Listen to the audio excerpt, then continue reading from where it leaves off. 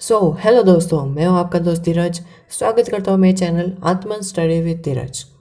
तो आज के इस वीडियो के अंदर हम लोग थर्मोडायनेमिक्स केमिस्ट्री वाले पार्ट के 999 प्लस क्वेश्चंस को देखने वाले। बेसिकली देखने नहीं वाले, क्योंकि हम लोग हर पीडीएफ में से 10 to 15 क्वेश्चन सॉल्व करेंगे। देखो, तीन टाइप्स के पीडीएफ्स हैं। पहला एनसीईआरटी के सॉल्यूशंस, दूसरे जो हैं वो क्लास 11 के पीवाईक्यूज हैं, अलग अलग स्टेट बोर्ड्स, सीबीएसई से और ये सब कुछ। और जो तीसरा पीडीएफ है, तीसरे पीडीएफ के दो पार्ट्स हैं। फर्स्ट पार्ट के अंदर 45 ईयर्स के जेईई मेंस के क्वेश्चन हैं और दूसरे वाले के अंदर 45 ईयर्स के जेईई एडवांस के क्वेश्चन हैं। और उन दोनों के अंदर एमसीक्यू बेस्ड, टॉपिक वाइज और मिक्सर क्वेश्चंस एंड न्यूमेरिकल्स और मल्टीपल टेक आंसर्स, वो सब कुछ है। मतलब सारे क्वेश्चंस जितने भी आज दिन तक किसी ने थर्मोडायनेमिक्स के ऊपर बनाए होंगे, वो सारे के सारे नीचे डिस्क्रिप्शन बॉक्स में अवेलेबल हैं। इसीलिए वो 999 प्लस लिखा है, बट वो ऑब्वियसली 1000 प्लस है। ओके, और हम लोग सारे सॉल्व नहीं करेंगे, क्योंकि आप समझदार हो, जानते हो इतना टाइम ना मेरे पास है ना आपके पास है कि मैं 1000 क्वेश्चन सॉल्व करूँ। आप आपके टाइम मैनेजमेंट के अकॉर्डिंग 1000 क्वेश्चन को सॉल्व कर लो। ओके, तो एज़ कि मैंने पहले बताया कि ये चैप्टर इंपॉर्टेंस रखता है।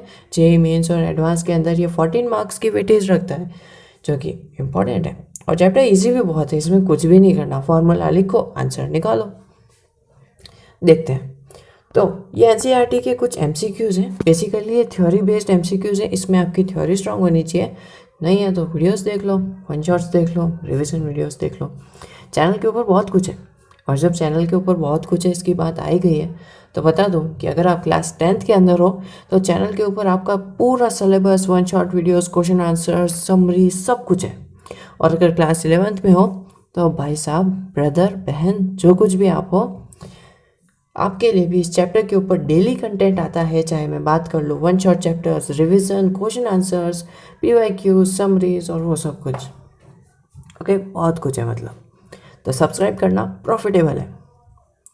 तो चलो क्वेश्चन 6.1। हाँ, बिना बकवास के शुरू कर देते हैं। बकवास करने का मतलब ही क्या है जब बकवास सुनने ही नहीं वाले हो। तो question 6.1, choose the correct answer. A thermodynamic state function is a quantity. देखो, थर्मोडायनेमिक्स के अंदर जो स्टेट फंक्शन होता है वो कैसी क्वांटिटी है? अच्छे से जानते हैं कि दो क्वांटिटीज़ होती हैं। दो फंक्शंस होते हैं, स्टेट फंक्शन और पाथ फंक्शन। पाथ फंक्शन जो होता है वो पाथ के ऊपर डिपेंडेंट होता है, स्टेट फंक्शन पाथ से इंडिपेंडेंट होता है, जो कि यहाँ के सेकेंड ऑप्शन में साफ साफ लिखा हुआ है। ओके, तो सेकेंड ऑप्शन करेक्ट है। अब देखो, for the process to occur under adiabatic conditions the correct condition is. हम लोग बहुत अच्छे से जानते हैं कि एडियाबैटिक कंडीशंस के अंदर हीट चेंज नहीं होती है, क्योंकि अगर मैं बात करूँ वॉल्स की तो डायाथर्मिक और एडियाबैटिक दो टाइप्स की वॉल होती है। डायाथर्मल के अंदर जो हीट एक्सचेंज है वो हो सकता है, एडियाबैटिक के अंदर हीट एक्सचेंज नहीं होता। तो इसीलिए एडियाबैटिक के अंदर heat exchange will be equals to zero, यानी कि Q is equals to zero. तो उसके हिसाब से हमारी जो थर्ड वाली जो इक्वेशन है, यानी कि जो कंडीशन है अकॉर्डिंग टू द क्वेश्चन, वो करेक्ट है। ओके, वो नीचे का आंसर पढ़ने की कोई ज़रूरत नहीं, क्योंकि मैं समझा रहा हूँ ना यार। मेरे समझाते हुए कुछ पढ़ने की ज़रूरत थोड़ी आपको। 6.3, the enthalpies of all elements in their standard states are. तो देखो, जितने भी एलिमेंट्स हैं उनकी स्टैंडर्ड स्टेट्स के अंदर उनकी इंथैम्पलीज क्या होती है? इंथैम्पलीज यानी कि एब्सोल्यूट ज़ीरो, जो कि होता है यानी कि ज़ीरो, यानी कि हमारा जो सेकेंड ऑप्शन है वो करेक्ट है। 6.4 पे आ जाते हैं। बहुत जल्दी जल्दी हम लोग क्वेश्चन सॉल्व करें। समझ में भी आ रहा है या नहीं? अच्छा, अगर आ रहा है समझ में तो नीचे कमेंट बॉक्स में ज़रूर लिख देना। यहाँ तक देख रहे हो या फिर एंड तक देख रहे हो, तो फिर तो आपको कमेंट बॉक्स में कोई ना कोई कमेंट तो पास करना ही पड़ेगा। ऐसे तो बहुत कमेंट पास कर देते हो, यहाँ कमेंट पास नहीं होते। Question number 6.4। ओके, अब देखो, इसके अंदर डेल्टा यू की पावर थीटा को या फिर डेल्टा यू नॉट कहो of combustion of methane CH4 is -x kg mole -1 the value of delta H। देखो, हमें डेल्टा H की वैल्यू निकालनी है। इसका सिंपल सा फॉर्मूला है कि delta H is equal to delta U plus delta NG/RT। देखो, R की बहुत सारी फॉर्मेशंस होती हैं। R अगर कैलोरीज में निकालना है, जूल में निकालना है या फिर मोल में निकालना है, मोल्स में होता है बेसिकली तो ना, तो दो होते हैं, जूल और कैलोरी। तो अगर देखो कैलोरी लिखा हुआ है तो R की वैल्यू 2 ले लो और जूल्स लिखा हुआ है तो 25 डिवाइडेड बाय 3 ले लो, जिसका वैल्यू कुछ 8.3 आता है। ओके, तो देखो ऐसा नहीं है कि मैं क्वेश्चन सॉल्व करा रहा हूँ तो एक्स्ट्रा डिटेल्स नहीं बताऊँगा, नहीं भाई साहब, ऐसा बिल्कुल भी नहीं है कि ऐसे अगर मैं क्वेश्चन सॉल्व करा रहा हूँ तो मैं उसके साथ जितने भी जुड़े हुए कॉन्सेप्ट्स हैं, फॉर्मूले हैं, डेरिवेशन है, वो सारे के सारे बता रहा हूँ।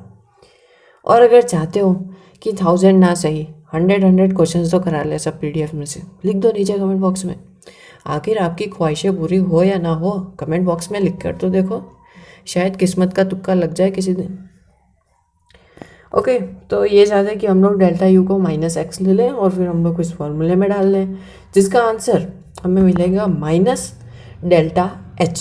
ओके, डेल्टा यू को हम ये चाहते हैं कि हम लोग -x लें, तो हमें आंसर मिलेगा डेल्टा h फॉर्मूला के अकॉर्डिंग, जो कि इक्वेशन आपके सामने है। तो डेल्टा h जो है वो हमेशा ऑब्वियसली बात है पॉजिटिव डेल्टा यू से तो कम ही होगा, है ना। तो हमारा थर्ड ऑप्शन करेक्ट हो जाता है। अब देखो ये थोड़ा सॉल्यूशन वाला क्वेश्चन है, और सॉल्यूशन वाले क्वेश्चंस में क्या स्क्रीन थोड़ी बड़ी ची होती है, और मेरे पास बस वही छोटा सा एक फ़ोन, उसी का स्पीकर, तो इसीलिए मैं न्यूमेरिकल ज़्यादा सॉल्व नहीं कराता हूँ, बट हाँ ढूंढ के आपके लिए ज़रूर लेके आता हूँ। The enthalpy of combustion of methane graphite dihydrogen. देखो मैं एक सीक्रेट टिप देना चाहूँगा, क्वेश्चंस को है ना सॉल्व करने से पहले सबसे पहले तो ऑप्शंस देख लो, क्वेश्चन को देख लो, फिर देख लो कि इसमें पूछा क्या है। एंथैल्पी फॉर्मेशन ऑफ CH4, देखो CH4 का पूछा है, मेथेन का पूछा है, तो ग्रेफाइट और डाइहाइड्रोजन का क्या काम है, कुछ तो काम होगा। मीथेन बनता कैसे, चलो बताओ। मीथेन ऑब्वियसली ऐसे बनता होगा, कार्बन प्लस हाइड्रोजन CH4 बनता है ना, और तो कुछ है ही नहीं, जिसमें कार्बन जो होता है वो सॉलिड में होता है, हाइड्रोजन जो होता है गैस में होता है, कंबशन बना के CH4 बन जाता है। तो अब देखो इसके अंदर अगर हम लोग देखें तो ग्रेफाइट कार्बन का एक एलोट्रोप है, यानी कि completely made up of carbon. Dihydrogen को जब हम लोग रिएक्ट कराएंगे या फिर उसका जो कंबशन करेंगे तो उसके अंदर हमें मिलेगी हाइड्रोजन, मिल गया, दोनों सब्सटेंस मिल गए। तो अब यहाँ पे हमको निकालना है एंथैल्पी। एंथैल्पी के अंदर क्या होगा कि जो इनकी एंथैल्पी है यानी कि 298 केल्विन, यानी कि इनके जो है -890.3 kg मोल। देखो जहाँ पे kg लिखा, जहाँ केल्विन लिखा हुआ है वो है हमारा टेम्परेचर, ठीक है, 298 केल्विन पे। तो अब इसके अंदर क्या करना है, आपको कुछ वैल्यूज़ को रिएक्टेंट्स को जो है वो रिएक्टेंट्स को ऐड करके प्रोडक्ट से माइनस करना है। इसके अंदर रिएक्टेंट्स क्या होंगे, सबसे पहला रिएक्टेंट होगा कार्बन, उसके बाद होगा हाइड्रोजन। तो कार्बन हमें मिलेगा ग्रेफाइट से, और ग्रेफाइट के लिए तो अब इसके अंदर जो ग्रेफाइट है उसको हमको ऑक्सीजन के साथ कंबशन कराना पड़ेगा। तो ऑब्वियसली बात है ग्रेफाइट कार्बन का एलोट्रोप है तो वो पूरा कार्बन से बना हुआ है, कंबशन कराएंगे हम लोग उसका O2 से, ऑक्सीजन से, CO2 बन जाएगा, हमें वहाँ पे हमारा कार्बन डाइऑक्साइड मिल जाएगा। और निकालने की भी कोई ज़रूरत नहीं क्योंकि क्वेश्चन के अंदर दे रखा है ऑलरेडी।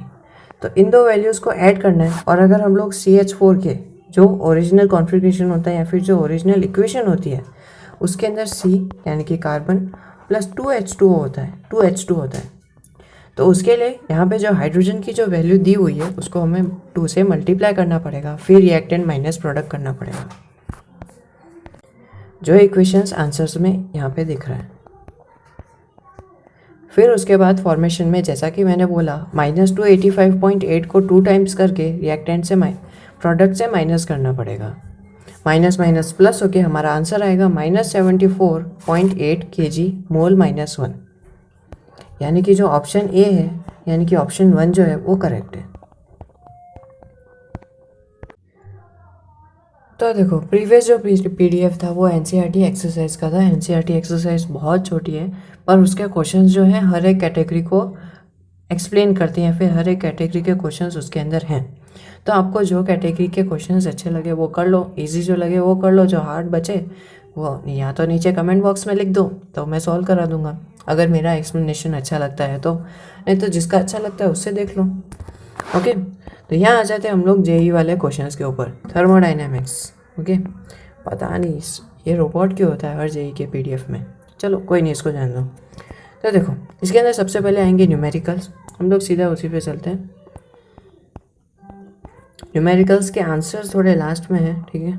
अभी MCQ के अंदर सिंगल करेक्ट और मल्टीपल करेक्ट दोनों है। उसके बाद थर्मोडाइनमिक्स के प्रीवियस ईयर अकॉर्डिंग प्रीवाईक्यूज़ भी हैं। ओके, ये सेल्फ मेड प्रीवाईक्यूज़ है, पता नहीं किसी ने बनाए होंगे। और उसके बाद दूसरे PDF एक और है जिसके अंदर और PYQs हैं 45 ईयर्स के। So all the best for solving all them. Video यहाँ पे ख़त्म हो जाता है क्योंकि बड़ा वीडियो बनाने की कोई ज़रूरत ही नहीं है, क्योंकि अगर आपको क्वेश्चन सॉल्व करने होंगे तो आप कर लोगे। ओके, बट अगर फिर भी अगर ऐसा होता है कि अगर वीडियो के ऊपर अच्छा रिस्पॉन्स आता है तो मैं मोस्ट ऑफ क्वेश्चंस को सॉल्व कराने का ट्राई करूँगा। Thank you for watching.